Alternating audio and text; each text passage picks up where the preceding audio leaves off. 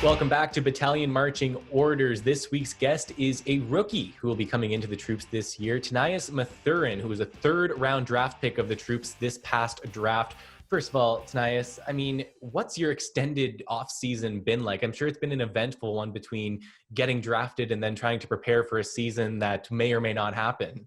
Yeah, it's been pretty crazy, but I've adjusted pretty well. I got pretty lucky to find a gym, and it's been open since about May. So I've been in the gym like 5 days a week since then. And I'm trying to just get ice where I can. And Yeah, so let's talk about your upbringing in hockey. And you got three older sisters. So was it an easy transition to you onto the ice, or just what do you remember from your early days?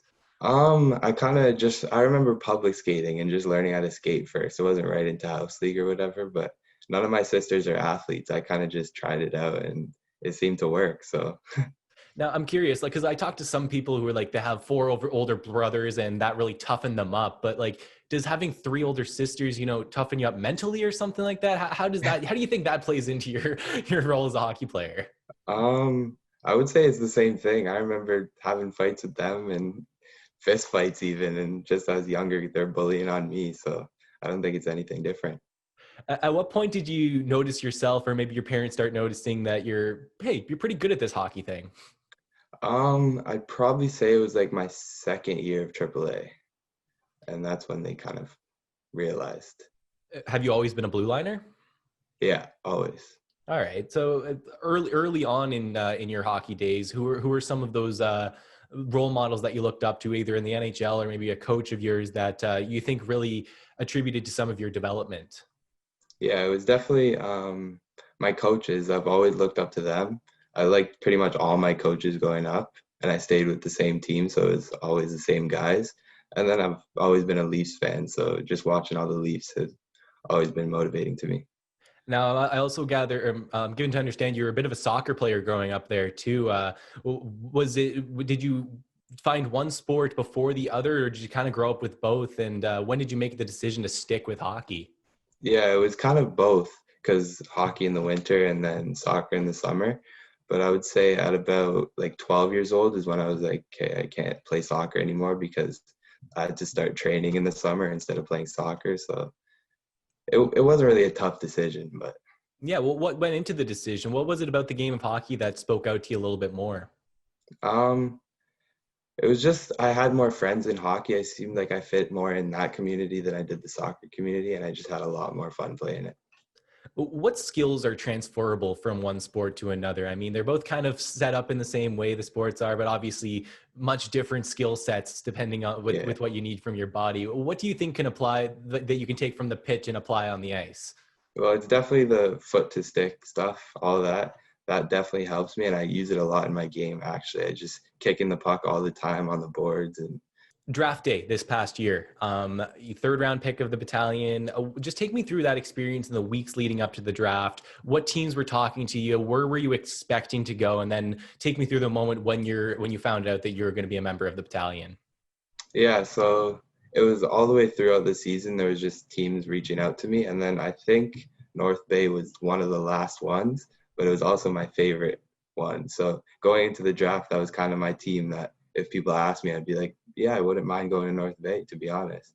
And then when I popped up on the screen, I was just so excited. Everyone, my sisters were there. We were all just hugging each other and stuff. And it was just an awesome experience. Why was North Bay on the top of your list there? Was it something that the staff here pitched to you, or what was it? It was just like the small community. I mean, I just would rather be in that area than in like a large community. I just feel like there's more chance to bring yourself and commit to the community than there is in a larger city or whatever. So just was really exciting for me to be part of that small area. So take me through the days and weeks following the draft. What are some of the conversations that you're in with the team, maybe with some of your trainers, your family, and trying to map out also a global pandemic going on? What are some of the first initial points of contact like with the team once you get drafted? Obviously, you just want to figure out if you'll be playing next year, if you're going to get signed, whether or not you'll be going up soon or whatever. Obviously, it was different this year, but it was just always people asking me, so North Bay, what's going on with that? And just I don't know. It was just awesome, to be honest. So obviously fans have never seen you play before. Very few of them have. How would you describe your game as a defenseman? I'm more like steady Eddie, they called me, and I just like to play the more defensive side of the game, and then I just get in the rush. But I'd say I pay more attention to playing defense first, and then I go to offense later.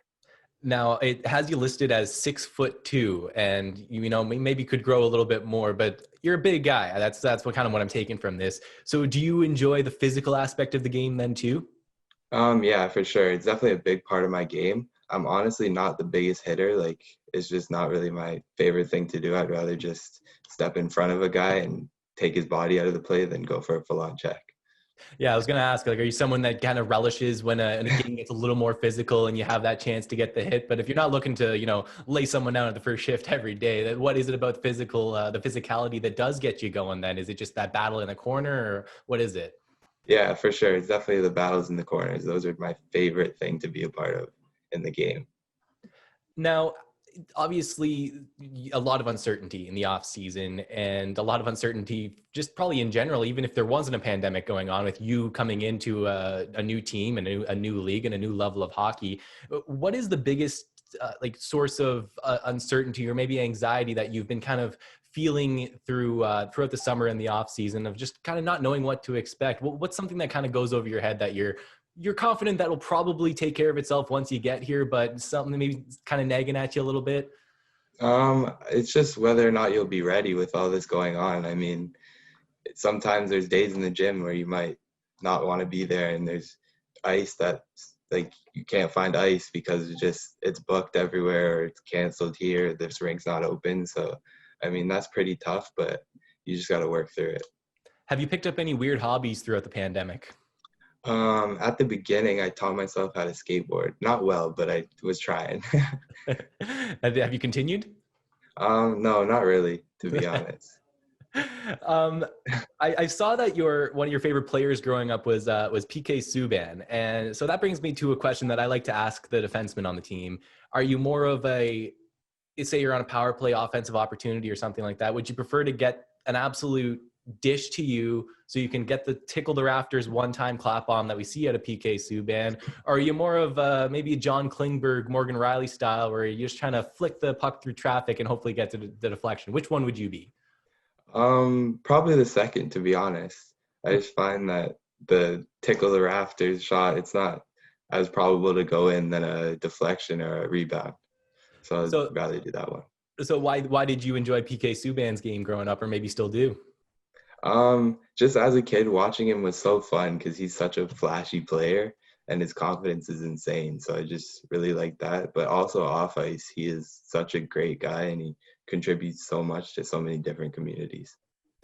What would you say you're most excited about, maybe not even just hockey-wise, but just coming up to North Bay and potentially being a part of the community up here? It's so new to me, like all the different activities I've never done before. I'm just looking forward to just ice fishing and skiing and all that stuff. So, I mean, just being a part of the community is just so exciting to me. What's your goal on the ice this season? I just want to be a reliable defenseman. I just want to be someone who the team could not be scared when I'm on the ice, and I just want to play my role, not do too much, not do too little, and I just want to develop as much as possible. And just to finish off here, what's your message to Battalion fans? They're seeing you for the first time potentially here. What's your message to those who cheer for the troops? That's a tough one. I mean, just that it's been an uncertain time and that everyone's doesn't know what's going on, but I've been playing, I've been going hard in the gym, and I'm just going to be as ready as possible. And I'm just excited as they are to get going. Tnias Mathurin, thank you so much for taking the time here today. Thank you.